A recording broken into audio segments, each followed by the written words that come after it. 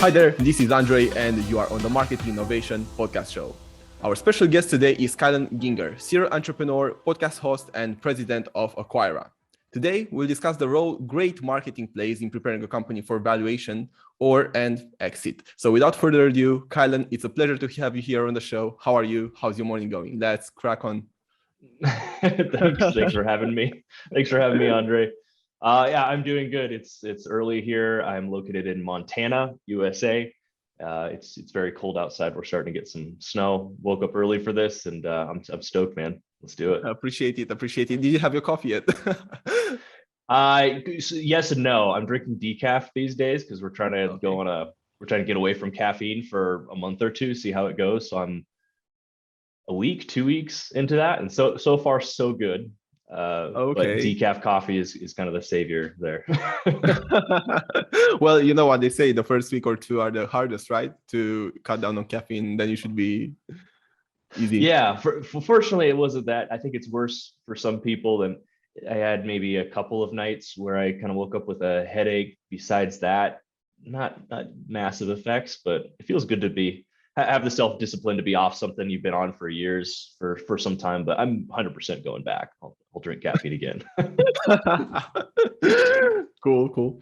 Okay, so interesting stuff, interesting times. We have a very interesting subject today as well, and I'm really looking forward to the stories because I know you have quite a few that we'll go through.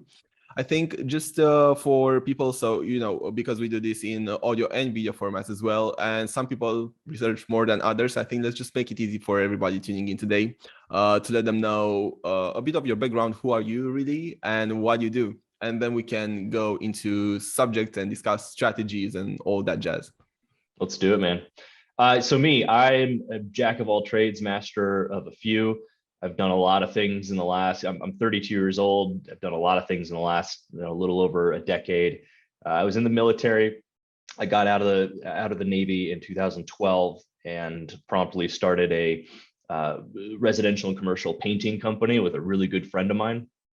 First business I ever started, just wanted to cut my teeth, didn't want to work for anybody else and thought, hey, we'll try this thing. So I gave him $1,000. We bought a van. We started hitting the road, knocking on doors, trying to paint houses. That quickly grew to, we had operations in 6 different states and learned how to hire and manage employees and also not manage employees. There's plenty of mistakes there. Almost went bankrupt at one point. Through the course of building that business, built a couple other brick and mortar retail businesses, got into the house flipping game. I started a podcast called Successful Dropout that grew quite popular. Learned a bunch of different marketing stuff there, how to kind of niche down, be a big fish in a little pond and stuff like that worked pretty well for me. That eventually transitioned to me working with one of the first guests I had on that podcast who bought businesses. And that led to eventually over the next 3-4 years to Acquira. I learned a lot about buying businesses instead of starting them from scratch, as I have been, and how to identify great businesses and businesses that had great marketing or a lack of marketing that we knew we could add a lot of value to post acquisition. And that leads me to where I'm at today. Now I work with Acquira. I'm part of the founding team there. And in a nutshell, we help people buy businesses instead of starting them. So I mentioned house flipping before. I imagine a lot of your listeners are probably familiar with the concept of house flipping. You buy something, you fix it up, you turn it around and sell it for more than you paid for it, or you hold on to it, let it cash flow. We're talking about the same thing here when it comes to business buying, just with businesses, which is a little bit more complex all around. But is especially here in the US, a fast growing interest among the entrepreneurial community. We call the people we work with acquisition entrepreneurs as opposed to startup entrepreneurs, which everybody's kind of familiar with. So that is me and what I do and kind of the background in a nutshell there. Nice, cool. So how did you get into Acquira and how did you change your perspective from starting businesses and growing them, the way that you have done before versus, figuring out there's an opportunity there to, first of all, to search for businesses that would be good buy opportunities. And a question here is, how do you find them? And then, of course, how to develop a business around that and to leverage this opportunity. So how do you find, when we go into how do we kind of find these businesses to buy, or how do people discover business buying? Let's start with what made you discover this opportunity, like make the switch from funding the business and growing it to getting something that is already set up?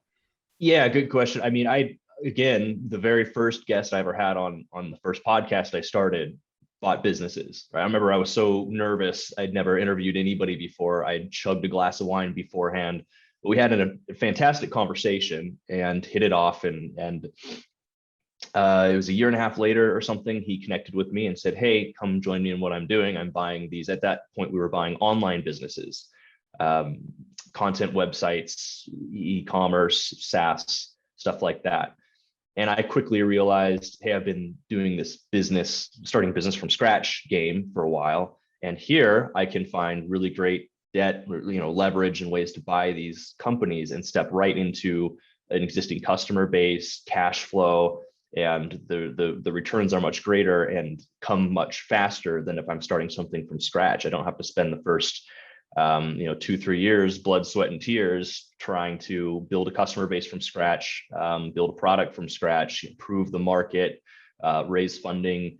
It feels like ethical cheating, in a way. You're sort of cutting in line in the process of owning a profitable business and working for yourself, right? Being kind of the master of your own destiny there.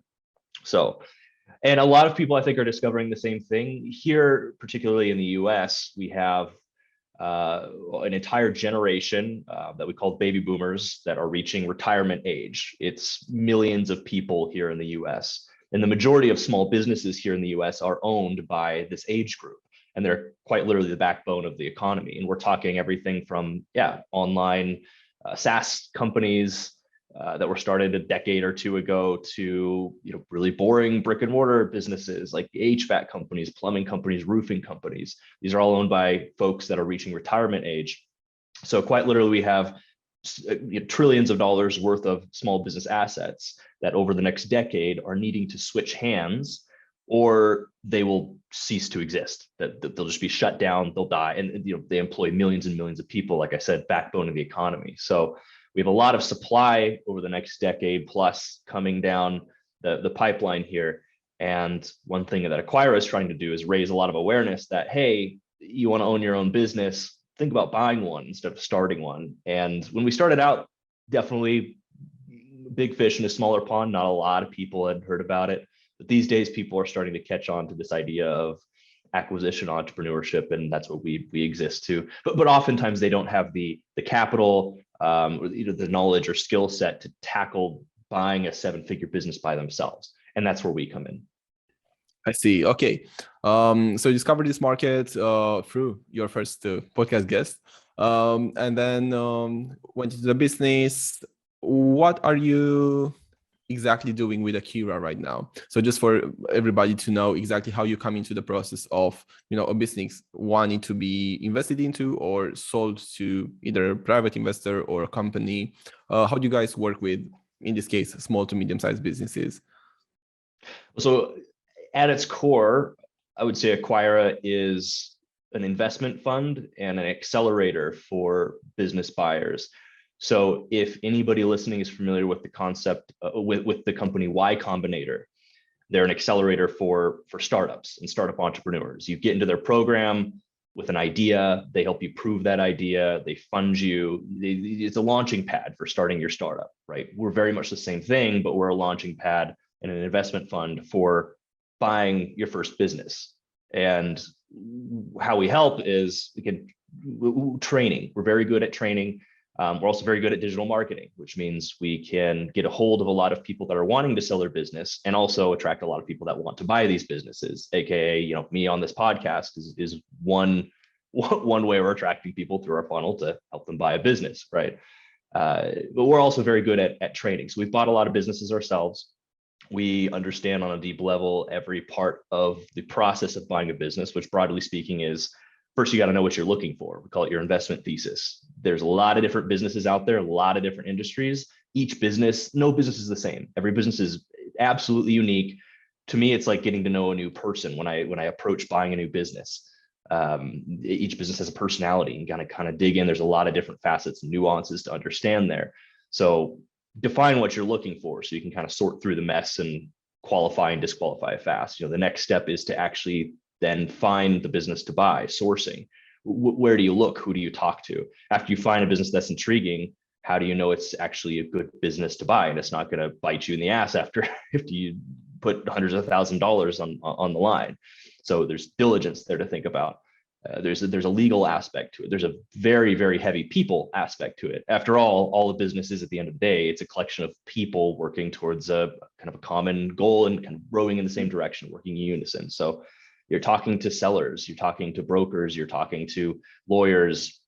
There's financing. Not everybody has the types of businesses we buy. They're larger. The smallest business we buy might be worth 1.5 million.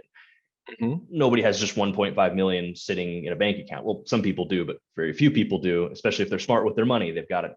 So how do you find the money to buy these businesses and leverage them right and kind of have that capital stack correct? So, and then anybody can buy a business, but once you buy one, how do you then operate it? How do you optimize operations so it runs smoothly? And then how do you grow it, right? And how do you think about marketing? And a lot of the businesses we buy have almost zero marketing. So these are all things we know very well. We have training, we have vendors around them. We have legal folks, diligence folks that we connect you with. We've got well-packaged training that people that kind of outlines every step of the process. So that's where we come to help folks that are looking for businesses. On the flip side, we do have marketing funnels and landing pages, stuff like that, for folks that are looking to sell their business. But we're experienced in helping coach those folks on how to prepare their business for sale. But for the most part, we're very focused on the buyer as far as if we're talking marketing, how our funnel is built and our business works.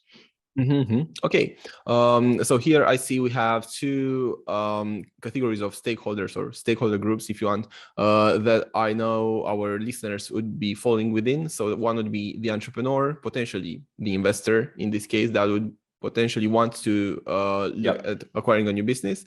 And then the marketing pro, which would be the person that is responsible for the marketing department and, in a way, what you do as well to ensure that the company has a sustainable approach to this sector and, just helping the company grow through marketing. Since this would be more of what we have discussed so far, I think not the last, but the first thing, which would be, acquiring companies and do this stuff. Let's focus a bit more on this so we can get to some actionable insights and to build a context around a bit further. This is also very interesting, just from a curiosity point of view. I think this is a very fruitful conversation.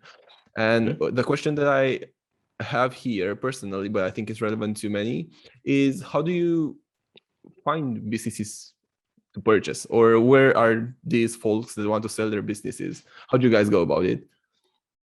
So again, I'm going to be really talking from the perspective of somebody either based in the U.S. looking to buy a business or looking to buy a business in the U.S. because that's where the majority of our experience is. And it's interesting. I don't quite understand the business buying scene in the rest of the world. I just haven't put a lot of focus into looking in on it. But I know for a fact that in the United States, there is a unique large supply of these businesses to buy. And a lot of that has to do with this generation, these baby boomers retiring, right? So if you're looking for a business in the US, right, in terms of sourcing these deals, there's two routes you can go, broadly speaking, right? There's on-market sourcing, so through brokers, people, third parties that have listed these businesses, and there's off-market sourcing, which is you connecting directly with business owners and asking them, would you like to sell your business, figuring all that out yourself. We focus a lot on both. We have a lot of experience with both in terms of on-market sourcing. There's a lot of business brokers out there. Since business buying is a new space, the business broker space is not well consolidated or standardized. They're just small business brokers. There's some large firms and stuff, but for the most part, a lot of small firms dotted everywhere. Each have their own approach to finding and listing these businesses for you, the prospective buyer, to look at, doing diligence, stuff like that. Not all are created equal. Some are great, some are bad. A lot of the businesses they list are found through a website called bizbuysell.com, which if folks are familiar with Zillow.com and what that is to real estate, bizbuysell.com is for businesses for sale. So you can go to bizbuysell.com right now and see hundreds and thousands of businesses for sale, all different types, right? And most of these are listed through brokers. Now, brokers, they are incentivized by getting their fee at the end of the day. So they'll do a certain amount of diligence. They'll have prospectuses and basically large PDFs they put together on here's what this business is earning and the risks, but the opportunities for growth. Take all that with a grain of salt. You need to do your own diligence, right?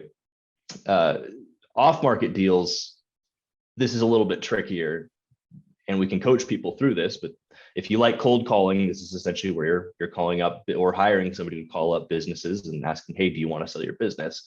And the benefit there is you're not going through a broker. You can connect directly with the seller. You can often maybe negotiate a better deal, get a little bit more creative, stuff like that. But the downside is you're doing a lot of education and you have to be good with people, right? Often sellers think their business is worth 10 times revenue, right? Which in reality, it's maybe worth 3 to 4 times their seller discretionary earnings, SDE we call it, or what they're actually taking home, or another close proxy is like the net profit of the business. So there's a lot of education there. Oftentimes these small businesses, they could be multi-million-dollar businesses earning a couple $1 million a year, but highly disorganized and under-optimized. Zero technology in the business, no marketing, finance is done on the back of a napkin. So having to sort through all of that and understand it is a chore by itself. So those are kind of the two approaches, and we can help coach people through that. And you want to do, again, there's some boxes you want to tick when you're first looking at these businesses. You don't want to buy or engage with a business or spend too much time looking at a business that has some very large red or black flags, we call them, which are deal killers, things that just make it extremely unattractive, and it's just going to bite you in the butt after you buy it, right? So you mentioned there the way that you look at evaluating a business, and I think I'm very aware this is a very broad spectrum of, like what things should you take into consideration when you try to put a value on your business. There are a number of ways, like EBITDA and what you mentioned there as well with actual earnings that you take home, so the net profits and multipliers. But would you have some examples of a certain business that was coming up for sale and the way that you were thinking of its valuation in terms of things that you were considering and, maybe numbers as well when it came to revenue versus profits and number of people in the team, accreditations and certifications, stuff like that? Yeah, right. Valuation is always a very nuanced subject, and it's an art and a science, right? At the end of the day, the business's value is what the seller agrees to sell it for and the buyer agrees to buy it for, right? But having said that, I will say the majority of the types of businesses we target, just to give folks some quick context, they're doing over 500K per year in EBITDA. And this means they have anywhere from 8 to could be 25, 30 employees, 60 employees if they're doing more like 1 to 2 million in EBITDA per year, and 10 to 15 million in revenue. The industries that we operate a lot in these days is home services, and I can go into why that is. But things like HVAC companies, plumbing companies. In fact, I bought a plumbing company here in Montana. That's why I'm here. Back in almost 6 months ago now. Roofing companies, these sort of steady, stable businesses that are really recession-proof, urgent, active problems that customers need and will always need to pay for it. The plumbing in your house is your most used utility probably, and people take it for granted. But if your toilet's broken or your faucet's not working or a pipe is leaking in your house, you will call somebody out there to fix it, and you will pay that person to fix it. Even if you have a vacation coming up or other discretionary spending you want, you have to get that urgent active problem fixed. So that's why we like these businesses. More often than not, when it comes to valuation, we're buying those businesses at between 2.5 to 5 multiple of that yearly EBITDA. So if it's earning $1 million a year, you're probably buying it for somewhere in the neighborhood of $3-4 million, right? If it's earning the owner about $1 million a year. Now, there's all sorts of factors that go into that, right? How risky is the business, or how turnkey is the business? Is it running really well? Does it have a lot of systems in place? Good marketing? Is it on a growth trajectory? Then it's going to be valued probably a little bit higher on that multiple scale, right? If it's a little bit risky, it could be valued a little bit lower. Or there are ways it still could be valued higher, but maybe you're looking for ways to mitigate some of that risk directly into the deal structure. So, for example, we've had some deals where they have some large customer concentration, right? And this is part of our diligence process. One thing we want to look for is, where is all this revenue coming from? If more than 30% of revenue is coming from a single customer, that's a red flag, potentially a black flag, right? Because you have a large single point of failure. That customer goes away, that relationship goes away, the business is cut by 30% all of a sudden. So something like that makes us a little bit nervous. You could argue that values the business a little bit lower, but the seller might not think so. So maybe another approach, and this is again where the art, kind of the nuance comes in, would be to mitigate that risk straight into the deal structure through what we call an earnout, which is you just take a portion of the purchase price. Say if you're buying that business for $1 million, say to mitigate that risk, you say, but I'll pay you, 200,000 of that in a year after we buy it, assuming the business continues hitting these certain benchmarks, right? And so that, and if it doesn't, because maybe these risk factors are activated and the business tanks a bit, you don't get that earnout. So that's some ways to think about it. Again, subject we could discuss at length for a very long time, and every deal is different. That's part of the art of the deal, right? The art of negotiation. But that's some quick context for folks. But I say in that 2 to kind of 4, 5 multiple of EBITDA is pretty common for businesses earning $500K to $2 million in EBITDA per year here in the US right now. So that would be total profits, the stakeholders' salaries plus dividends. Just for the people that don't know what EBITDA is. Correct. There's a thing called Addbacks, right? Like that owner, often they could pay themselves inflated salaries. Maybe they're paying themselves a $200K salary per year, right? And so that's taken away from the EBITDA on their books. But when they're going to sell it, they may add back, and probably rightfully so, they would add back 100,000 of that salary back to the profit of their company. Because a new owner, if you're going to step in and hire a general manager or something, you probably won't need to pay him 200K, you maybe pay him 100, 120K per year. So there's even ways in which when these sellers go to sell their business, they are adding back certain expenses that a new owner would not have to incur moving forward, which inflates that EBITDA as well. And you do have to watch those as somebody stepping into the business. Not every expense they're trying to add back is justified. It might be actually a necessary expense moving forward. Like I've seen sellers try to add back, and I'm kind of going off on a tangent here, but hopefully it's helpful. I've seen sellers try to add back certain random bonuses and holiday bonuses and stuff that they give to employees. They try to add that back to the profit of their business to get a higher valuation, saying that the new owner won't have to do that. It's not necessary to operate the business, stuff like that. I would argue against that, right? If the employees are expecting that every year, if it's part of the culture, part of them staying happy, that's certainly part of operations moving forward. So we're not going to add that back, and your business will stay at a slightly lower valuation maybe. So there's a lot of stuff to this, right? And that's a lot of what we do at Acquira. You're doing the work, right? This is your deal in our ecosystem. You are taking the action, pursuing this thing, but we're there alongside you as sort of your Sherpa up this mountain, of what it takes to acquire a business, and we can help you navigate all those complexities. Okay, super. This was very insightful.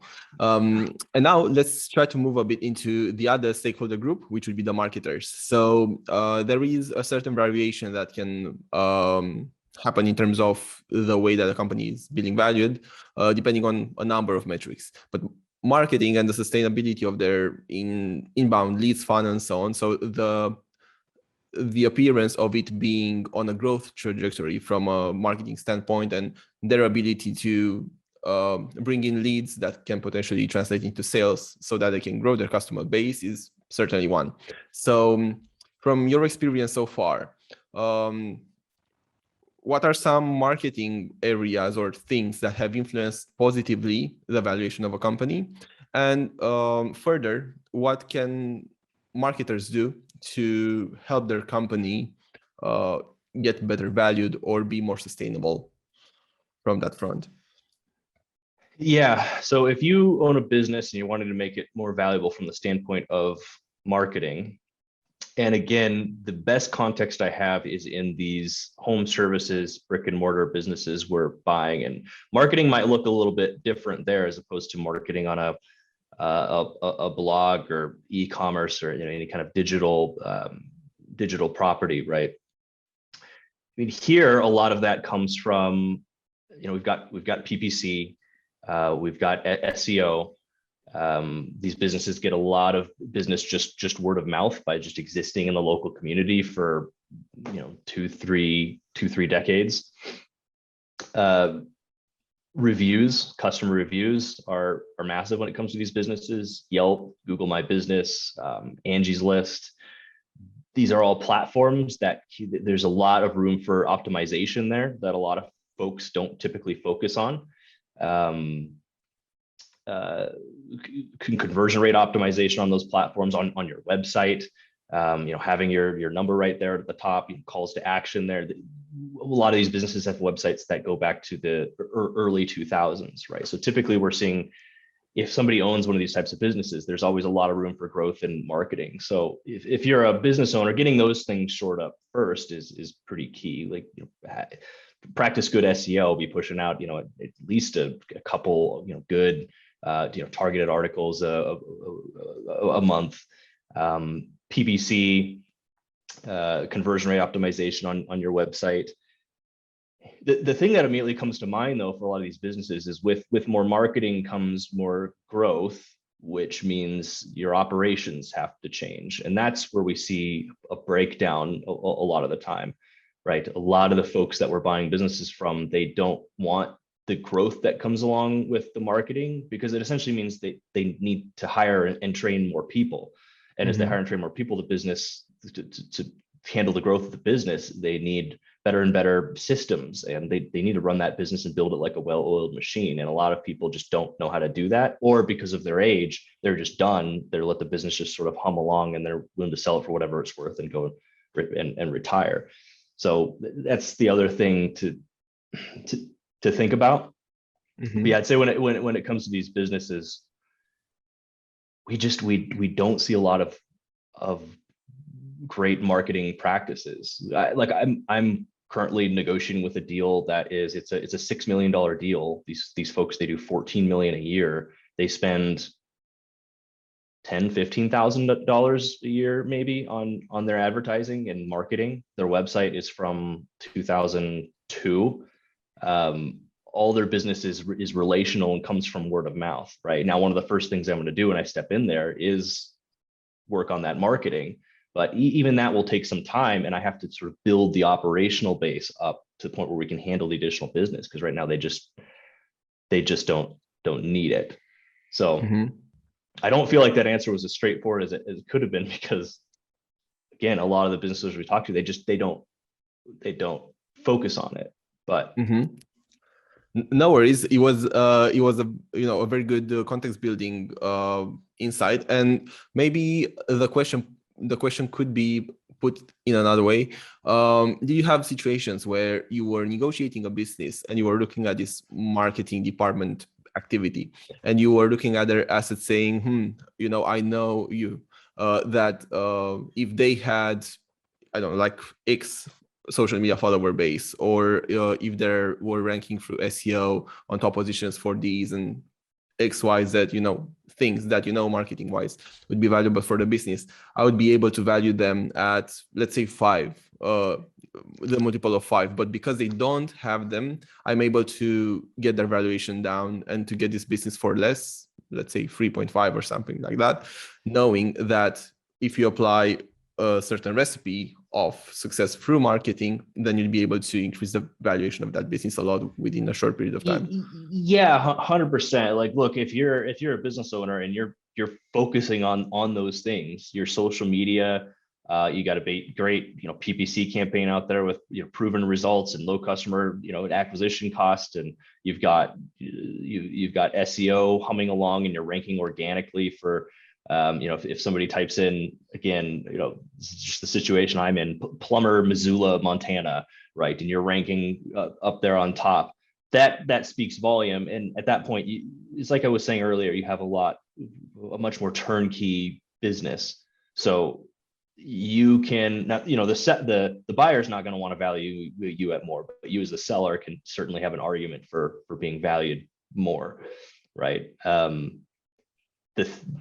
again, me as the buyer, I'm also thinking like it's great. You could have, because actually this business that I bought, they were focusing and investing pretty heavily in SEO and PPC about a year ago, but it was basically a waste of money. They were doing a good job at it, but the actual business wasn't set up to serve all the new customers that were calling the phones, right? So they were literally just throwing dollars away and just marketing to market, but the business and the operations were just not set up to handle the extra customers coming in. So as a buyer, that's also something I'm looking at. So you're great at marketing, great.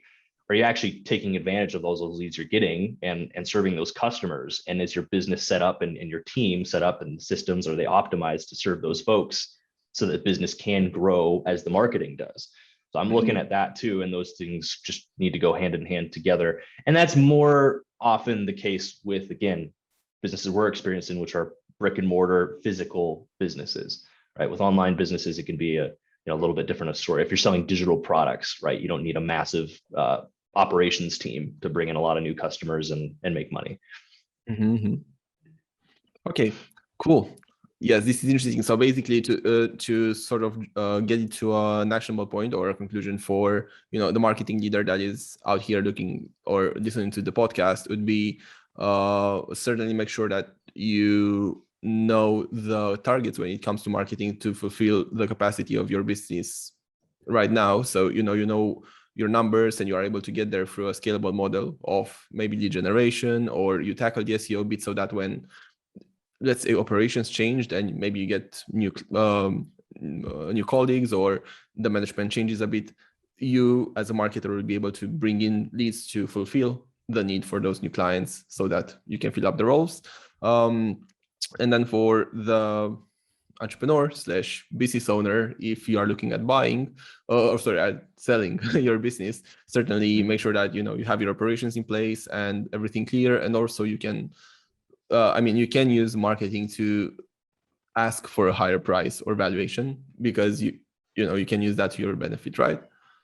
Yep, that's exactly it. Yeah, well said. Super. Okay. So I know you have a mental model. You've implemented into your life. Tell us about this mental model and how it's impacting you and the business. Yeah, I've got a few. I could probably go through if you want. I like mental models a lot. Think about them a lot. There's several, there's the kind of 80-20 mental model, right? Pareto's principle, right? That 20% of the work you're doing typically gets you to 80% of the results, or rather it's the other way around. Like 80% of the results you get can kind of be traced back to 20% of the work you're doing. So that's one in a nutshell.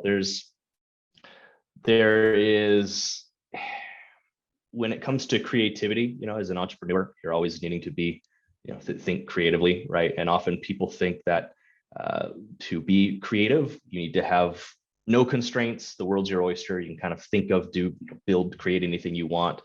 I like to put in place creative constraints as sort of a mental model, mental hack to create creativity. So, for example, don't just say, I want to start a business, right? That's too broad and you'll be slow to make progress. Instead, give yourself several constraints. Like, I want to start a business, but it should only cost me $1,000. My timeline is 3 months. And in 3 months, it should be earning me, $3,000 per month and only take me 3 days per week of my time. And the business, the product needs to start with a P or something. Like these types of creative constraints will actually help you be a lot more efficient in coming up with a creative solution than if you just say, if you have zero constraints. So that's certainly another one. There's another concept I like to use. I think it's helpful for marketers as well when you're testing new things. It's a concept from Jim Collins. If you've ever read any of his books, Good to Great, Built to Last, Fall of Giants, I'd highly recommend those. But he calls it bullets and cannonballs, basically. And it's sort of like the concept of minimum viable product as well. But if you have an endeavor or something you're wanting to test, right? He says fire bullets first, right? And these are low risk, low cost actions basically to take to test your theory. And once you start hitting the mark with those, you can then fire cannonballs, which are the higher risk, higher cost things to actually make this a reality. So I find myself kind of constantly using that as well. So those are a few that kind of up in my head that I use on an almost daily basis. Nice. And also so we are now stepping away a bit from this very numbers oriented discussions, on business valuation and marketing and the first part of our conversation, and going a bit more soft now into, this sort of the mental models that you have discussed, which I very much agree to. I think they are always great to take into consideration in your day-to-day life, you guys listening to as well, because this can very much ease your job or guard you from investing heavily into stuff that you are not very sure is gonna work. Kylon, I know you are looking at the company culture a lot, and one question that I had for our discussion today was, how do you understand the company culture, and what are the ways in which you can establish and control a healthy work environment from your experience with different companies that you have been working with so far? Yeah, so I like this subject a lot, like the subject of culture a lot, and it's certainly it's part of the art part of due diligence when you're looking at a business. One of the scariest things in terms of buying a business is stepping into a business with an unhealthy culture, because that can actually be, that's just a bunch of people problems that can actually be very hard to fix without getting the wrong people off the bus and getting the right people on the bus, which is firing and hiring people, and that just takes time. You're retraining people. It's kind of a nightmare to get into a business that has a really, really unhealthy culture. So there's definitely, in the diligence process, there's cues that we look for, right? One of the first things you can do, for example, is look at customer reviews, right? Often customer reviews of the business will tell you a lot about the business's culture. Some reviews you'll notice are mentioning certain people or positions in the company that are performing or treating the customer badly. That's always an indicator. Getting to know the owner of the business is also a big one as well, because they're often an extension of whatever that culture is. But in terms of, there's a great book out there called, I don't recall the author, but it's called The Culture Code. If anybody wants to learn more about culture and actually breaking down the science of it, I would really recommend that book. This author, he interviews and studies some of the most well-known and healthy cultures out in the world, including that are very productive, including Navy SEALs, the kind of Pixar and Disney creative teams, and he breaks down what makes these cultures so successful and the science of it. And a few takeaways from there that I've always remembered and apply to the businesses I buy in terms of building that culture is, first of all, it's helpful to understand just at its root the word culture in Latin, it's a verb, and it actually means to care. And if you break down what a healthy culture is, right, it breaks down into kind of three components. There's safety, vulnerability, and high purpose. So in terms of safety, a good culture is a place of where people feel like they can belong, right? And he talks about these things called belonging cues, right? A pat on the back, or slap on the shoulder, or a fist bump. These environments where you're safe here, like this is family, you belong here. There's vulnerability, which is in a company, oftentimes it's being honest about performance. It's the ability to sit down and talk very transparently about what's going right, but also what's going wrong and how can we fix it. Let's talk about our mistakes without attacking each other as people, but let's attack our poor performance and the systems behind that, and look at fixing that. So, he talks about Navy SEALs. They have after action reports. They go out and they do training missions, or they do actual missions, and afterwards they have after action reports, which is where they critically break down everything that went right and everything that went wrong and how that's going to change what they do moving forward. And I do that now with our technicians out in the field.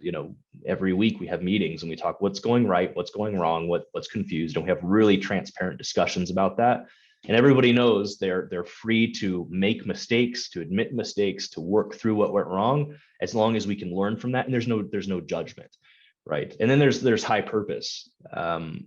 People have to live for something bigger than themselves. Everybody's looking for that at a fundamental level, I think, including the employees of your business, right? They're, a business, you could argue it's there to make money, to serve people or whatever, but what's the higher purpose you can draw out from that business that's really going to get everybody on board? For us, we have a plumbing company here in Missoula, Montana. I told these guys day one, I said, I want to make this company the most highly sought after plumbing company in the city. I want to be actually one of the most expensive because we're the best and people know what they're paying for. And I want our technicians to be some of the highest paid and have some of the highest quality of life, as opposed to all the other plumbing companies in town, right? So there is starting to cast this vision and then we talk a lot about serving the folks in our communities. These guys are like, again, I call them kind of the Navy SEALs of plumbers in the area. I call them the kind of the firefighters of plumbers in the area. They're coming into folks' homes, much like a firefighter. They're having an emergency, their basement's flooding or something. They don't know what to do. They don't understand how their plumbing system works. And these guys are coming in, fixing it, kind of saving the day. So it's turning what's kind of an ordinary, boring job into something with higher purpose that gets them excited and giving them a bit of a vision. So that's another really strong component. And how do you tell that story over and over again in your marketing, in your internal meetings, in your business systems? So that's sort of a bit of a breakdown on how I think about culture. And the Culture Code is a great book to read. Super. Thanks for sharing. Sweet. So now, as we are preparing to wrap up, I had another couple of questions, specifically with to do with your approach to marketing with Acquira and your plans for 2022. If you'd like maybe to share a bit on what you guys are looking for at the moment in terms of your plans for next year, some channels that you are considering for your activity, and then I think we can, it's going to be hard to just draw one or two main action points for each stakeholder group, but I think it would be nice to help people go away or go home with some actionable points that they can think of or implement straight into their businesses or their approach to business/marketing post this episode. But let's start with what you guys are doing at the moment and what you find interesting or plan to do with your marketing further in the near future. Yeah, sure. I think moving forward, we're looking to do more of what we have been, right, which is connecting with more buyers. We've had hundreds of buyers now go through our training. We've talked with thousands. So we want to continue to do that, just provide education to folks looking to buy a business. I think in terms of marketing, a lot of our efforts next year are going to go into connecting with more business sellers, right? As I said, your first step is finding that business, and oftentimes that can be difficult. And when you do find really good businesses, oftentimes you're competing with a lot of other buyers, especially if they're on market deals through brokers and such. They're being marketed. what we're trying to do is connect with more off-market businesses, which means we're building digital marketing funnels to connect with business sellers, rank for certain keywords like I want to sell my business, or how do I sell my business, or how to prepare my business for sale. These are leading to a landing page where we talk them through our process, that we have this whole network of really qualified buyers to buy their business, that they're not going through a broker, so they can save on brokerage fees. And the kind of call to action there and how we capture information is through, we give them a business valuation, a very rough ballpark. And we explain that, but we say, here, give us your business information. And we have a calculator in the background that spits out a bit of a valuation. And that's how we stay in touch with them. So, early testing on that is going really well, and moving forward, we're hoping to build that funnel up more, so that we already have a strong funnel of buyers coming through. If we can get a very robust funnel of sellers coming through, those two meet in the middle, and Acquira can facilitate that. And so far, that's going pretty well. So that'll be a big focus. As far as actionable advice for some of your entrepreneurs and business owners out there, look, the advice I have to give where I'm in the trenches right now is buying businesses or talking to people who want to sell their business.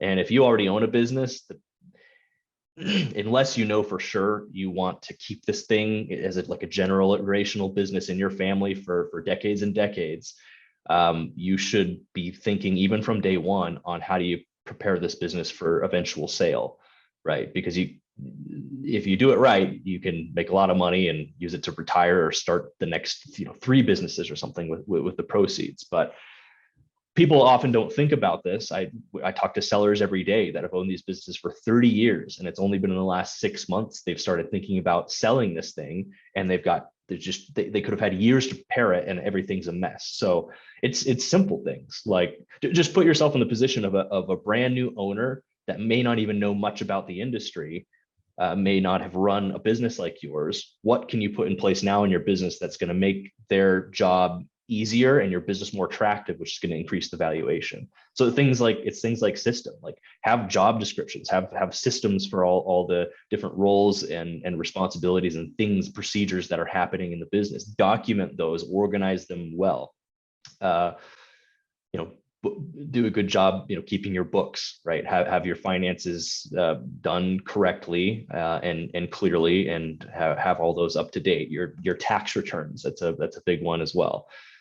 Keep all these things updated. I'd update them every quarter in just a data room somewhere, so you're always prepared. If somebody wants to potentially look at your business to buy it, you can shoot them a link that's been updated within the last quarter, last 3 months, and all your information is right there. So work on your marketing, work on your growth, work on your culture, have a really healthy culture and some great customer service. Again, put yourself in the shoes of a prospective buyer that doesn't know anything about your company, that's looking at it and stepping into it. The more turnkey you can make that business, the higher valuation you're going to have when you want to sell it. And starting that process, just please start it earlier rather than later. It could literally mean the difference of $1 million in your pocket. I've seen that. Yeah. Cool. And do you already have the calculator, working, or the landing page? Because I think if you're okay and you'd like to, we can also include this in the description of this episode, so people that maybe have, their business and they're curious at the opportunities out there. We have quite a lot of listeners from America as well, so people can maybe access it and start a conversation through there with you and Acquira.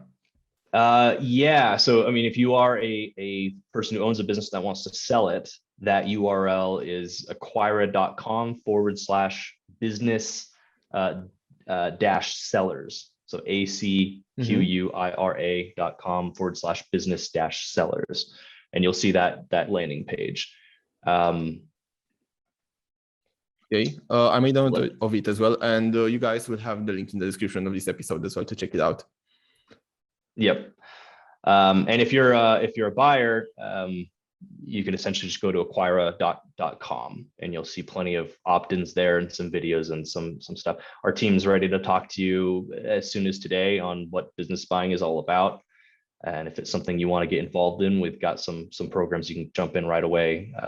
Actually, the very first thing you'll do is go through sort of a business buying test drive, We put you in the driver's seat of a prospective buyer, and we give you all the data on a business we've already acquired, and we kind of take you through the steps of diligence on that, and so you can kind of test drive the idea at first. So if you're interested in buying, there's opportunity there as well.